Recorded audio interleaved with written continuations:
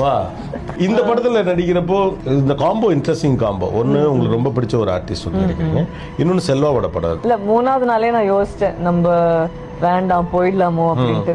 ஏன்னா அவர் வந்து டேக்கு ஓகேவே சொல்ல மாட்டாரு. ஒரு நாள் நைட்டெல்லாம் வந்து போயிட்டே இருந்துச்சு, பேக்கப்பே சொல்லிட்டாரு. ஓ செல்வா ஓகே சொல்லல. ஸோ நான் அடுத்த நாள் எழுந்திரிச்சிட்டு நான் நினச்சேன் I sent a message saying that if நான் ஒழுங்காக பண்ணலன்னு தோணுதுன்னா போதும். ஏன்னா எனக்கு புரிய மாட்டேங்குது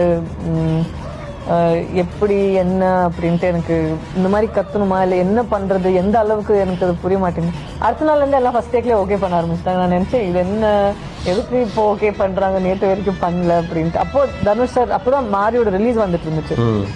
அப்பா அவர் சொன்னாங்க அவர் சும்மா தான் அப்படிலாம் பண்ணுவார், நீ கண்டுக்காத அப்படின்னாங்களா. மேபி தனுஷ் சார் ஏதாவது சொல்லியிருப்பாங்களோ அடுத்த நாள் வந்து ரொம்ப கஷ்டம் கொடுக்காது அந்த பொண்ணுக்குன்ட்டு. வித் செல்வராகவன் சார் அதுதான் எனக்கு கண்ணு பிளிங்க் பண்ணக்கூடாது, அப்படியே தான் பேசணும். நமக்கு பிளிங்க் பண்ணக்கூடாதுன்னும் போது தான் கண்ணு அப்படி எரிய ஆரம்பிக்கும். ஸோ அது ஒரு பெரிய ஒரு டாஸ்காக இருந்துச்சு.